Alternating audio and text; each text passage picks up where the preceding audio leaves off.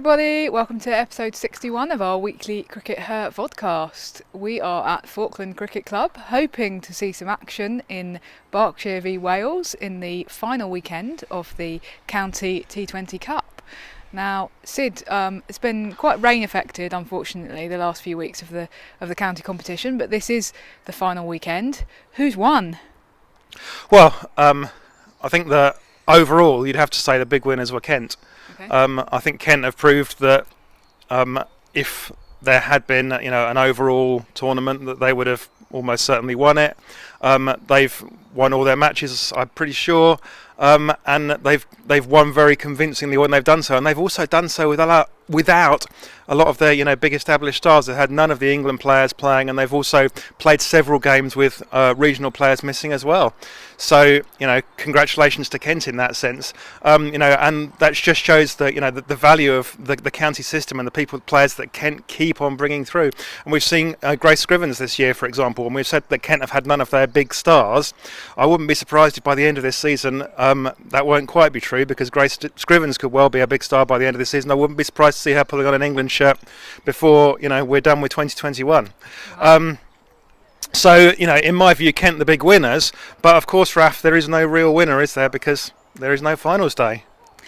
There is no finals day, and that is a shame. I think that's a big missed opportunity there. I think that there's plenty of time in the season for the ECB to have organised, for example, next weekend, for there to have been a couple of days more county cricket, whereby you get the winners of each of the regional groups, you get them together, and they play some matches to decide who's the overall winner of the competition.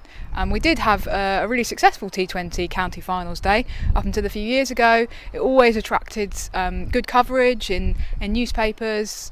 It always attracted a good crowd as well, and that's kind of what we're trying to get for women's cricket, isn't it?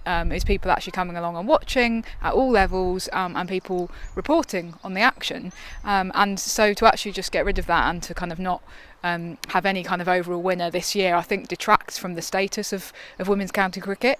If you were being cynical, you might argue that was deliberate. Of course, we are not cynical, but there has been a sense, I think, this year that women's county cricket has felt a little bit like kind of almost glorified friendlies, in the sense of there not being an overall winner. There's been kind of stuff going on with can the England players play, which has been another question, and the ECB kind of firmly put their foot down a little while ago and said no, despite the fact that a lot of the England players are kind of raring to get out there at the start of the season. They said no, we don't think that the England players should be playing county, and they've kind of used this COVID thing as the reason why. I'm not convinced that it's a particularly satisfactory reason, in the sense of you have got players like Georgia Adams who are going out one day playing for Sussex, going out the next day playing in a regional warm-up, and going out the next day playing in an England warm-up, and mixing amongst all those different groups of players. So if there is a COVID reason, if they are concerned about there not being kind of bubbles around women's county cricket, which of course there aren't, then they're perhaps why are they letting players kind of freely circulate between the different groups? It just seems like a strange reasoning to me. Well, ours is not to reason why, Raf. Okay, so yeah, that's been the county season. Seems to have been quite short, but very sweet, of course, because you've got to see Berkshire again. Yep, and hopefully we might get to see them for a few minutes today. It's currently sunny. I'm not sure whether it will be sunny in 5 minutes' time though. We'll probably see the sky evolving behind us as we speak. Okay, in other news this week, with the Indian Tour of England coming up, which will be starting next month, the BCCI have announced the squad for that tour, and they have also announced that Ramesh Power is going to be returning as the overall Indian women's coach. He, of course, controversially left the coach role at the end of 2018 after a little bit of a spat with Mithali Raj, very well documented, of course. So, Sid, we've got a new coach for India, and there's a squad that's been announced with some interesting selections. What do you make of it all? Well, I think the first thing to address is the elephant in the room with Mitali. Obviously the squad is picked by the selectors, but there must have been some discussion. You'd have thought, and that they must, be thinking that he's made up with Mitali, and that they're okay again. These things happen, and you can get over these things and shake hands and proceed and agree to go forward. And I guess that's what they've done. So Mitali will continue to be the Test captain and the ODI captain for those games over here in England. We're still very hopeful that those games will proceed, despite the situation in India, unfortunately, still being not great. But we're very hopeful we'll still be able to welcome the Indians. The other point from the selections is that Shefali Verma is named in the ODI and the Test squads. She's of course not played an ODI yet, despite having played a fair few T20s. I mean, that's partly because of the way the calendar's fallen, but only partly. There have been opportunities for her to play ODIs and they haven't selected her. So the big question is, are they going to select her for the Test? I think I've said before that I would like to see them do so. She's shown that she can play proper cricket shots, she can play defensive shots, she can play classical shots, as well as the huge slogs that have almost become her trademark in her quite short career so far. And I think that actually she could really produce in the Test. And it will be really interesting to see her playing in that, in a totally different format. And I think she can do it. That's my opinion. I totally agree with that, and I think that to add to that, I would say that one of the things that we've seen in recent women's tests is sides being very defensive and playing tests very defensively, and partly that's been a result of the fact that the tests are always part of the multi-format women's Ashes, so there's always a lot at stake, and sides don't want to lose the test. And actually what we saw last time around at Taunton in 2019 was Australia playing very defensive cricket and not feeling obliged to force a result or to actually play the kind of entertaining cricket that really we want to see in women's tests, because we want people to be talking about the format and talking about why we should revive it. So if you have Shefali Verma coming in, I'm not actually so bothered about whether she plays some more kind of classical cricket shots. If we have Shefali Verma coming in and actually taking it to the English bowlers and being aggressive and really kind of forcing a result, whoever wins, it's a one-off test. It's not going to be multi-points as far as we're aware, so there's less at stake, but there is a lot at stake for the future of women's Test cricket. So how great would it be to actually have somebody being aggressive and really kind of taking the Test by the scruff of the neck? And so I think that Shefali Verma could really do that. Okay, cool. Now, on a different note and a little bit closer to home, this week there has been news about the Stump Out Sexism campaign that has been aiming to make things more equal for the women's and men's varsity matches, which are played between Oxford and Cambridge universities at Lord's. Now, what we've always seen in the past is that the women and men's matches are generally played on the same day at Lord's, but the men's match is always played on the main ground and the women's match is always played on the nursery ground, so the kind of training ground next to the main ground. And the Stump Out Sexism campaign, the people who are organising this, have essentially written to the MCC and said this isn't fair and we need to do something about it and we need to change it. In turn, the MCC have put the ball firmly back in Oxford and Cambridge University's hands and said, well, it's over to you, but we can only let you have one day at Lord's. And so they have basically said we're happy for there to be a double-header T20, so for the men and the women to both get the chance to play on the main ground. It's kind of an interesting one, and we did put out a tweet about this, Sid, didn't we? Yeah, so what's really interesting here is it's we described it as a microcosm for what's going to be happening within cricket over the next 10 years perhaps. Let's just look at this case to start with, and what we can see is that the MCC have clearly said, look guys, there's just one day, there's only one day here, you do with it what you want. And the MCC really are, I think, saying, you need to accommodate those two T20s because that's what they've suggested. And in that case, it's more of a, it's a very suggestive suggestion. So what we're seeing is that the men are kind of pushing back against that and going, well, but we've always played 50 overs for our game, and this tradition should continue. Now, this is a case where in order for equality to be achieved, the men are going to have to sacrifice something. There's going to have to be some give from the men in order to get that equal situation. And it's all very well for the men to go, we demand equality, but we're not sacrificing our 50 overs. Well, that's not the way it's going to work. And I think that one thing that we're going to see over the next 10 years is that what the ICC and the ECB and Cricket Australia have achieved more generally is actually in some ways the easy part. What they've done is that they've kind of brought women's cricket much more up front, much more into the fold, but what they haven't done is spent a huge percentage of the pie on women's cricket yet. So let's take the 100 as a case. This is a chart, we'll put that up on screen now. This is a chart that we tweeted some months ago, showing the total player remuneration for the 100, and what we can see is that that the men are still taking the vast share of the pie, because you've got men earning 100,000, whereas the most the women are earning is 15,000. So most of that money is going to men's cricket. Now, what's clear over the next 10 years is that pie is not going to get any bigger. There's not going to be any more cake. The only place that bigger pie could come from realistically is if Sky were in a position to, vastly increase their subscriptions. But if Sky were to put their subscriptions up by £20 a month, they're going to lose loads of customers, and that's not realistic to think that's going to happen. So unfortunately, we're in a situation where that pie isn't going to get any bigger. If we want to increase what the women are earning, then I'm afraid it's going to have to come from reducing a little bit what the men are earning.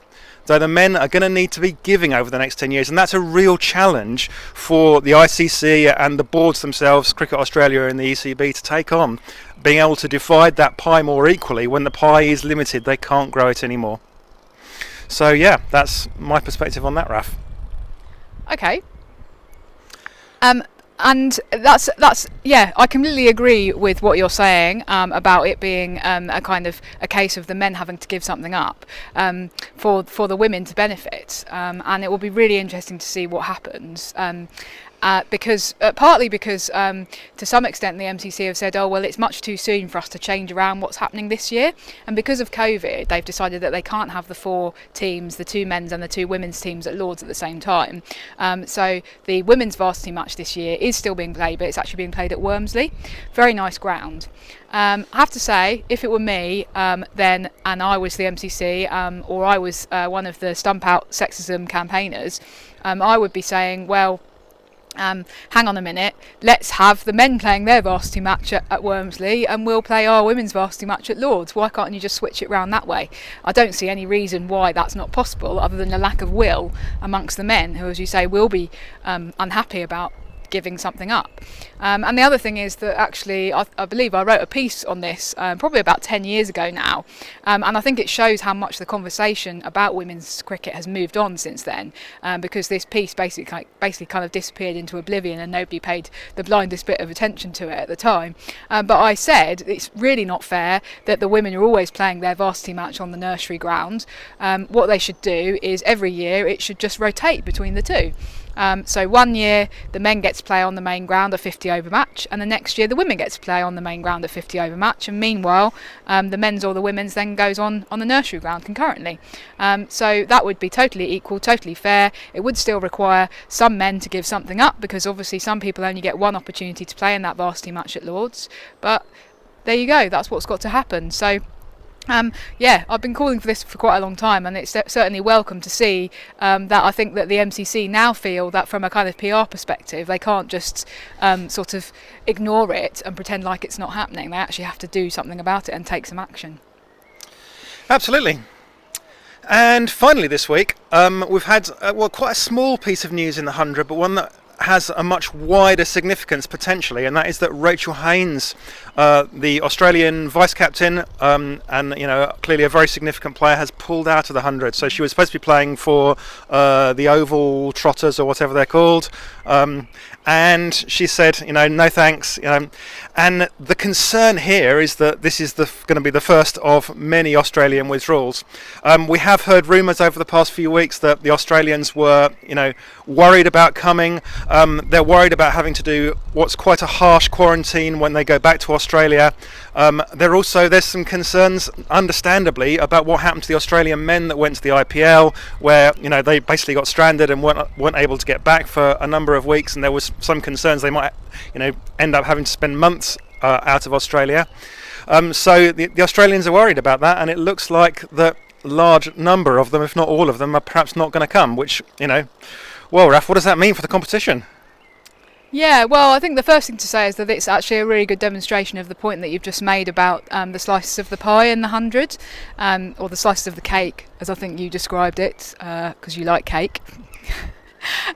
Essentially, if you're an Australian female player and you're already earning a significant amount of money in a year, then actually the relatively small amounts of money that are on offer to you to come and play in the 100 aren't particularly significant. And obviously we know that the Australians are the best paid team in the world, best played probably as well.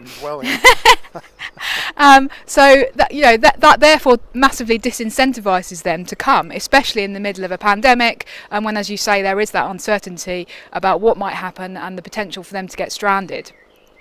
So it is understandable from that perspective, and I think it's actually genuinely going to be quite interesting going forward to think, well, if the ECB want your Meg Lannings and your Elise Perrys and your Rachel Hayneses to be playing in the 100, are they actually going to have to do some kind of redistribution there in order to increase the salaries that are on offer to the women's players in the 100, to the top women's players, so that actually that gives some of the Australians a bigger incentive to come. Now you could look at this from a kind of more of a global women's cricket perspective.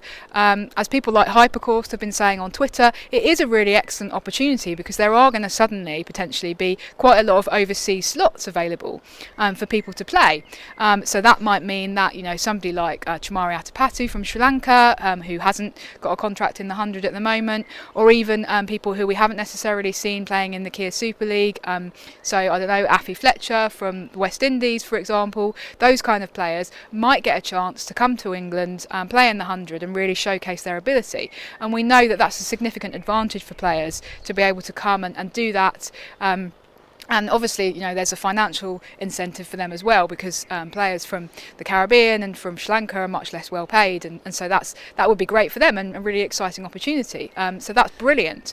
However, obviously from the perspective of teams like the Welsh Fire, for example, who have kind of built their team around these 3 Australian stars who they've got, so they stand to lose out, particularly by losing Meg Lanning, Beth Mooney and Georgia Wareham. That's disappointing for them, and it's going to be very much a case of having to rebuild at the last minute. But also overall the kind of integrity and excitement of the entire competition.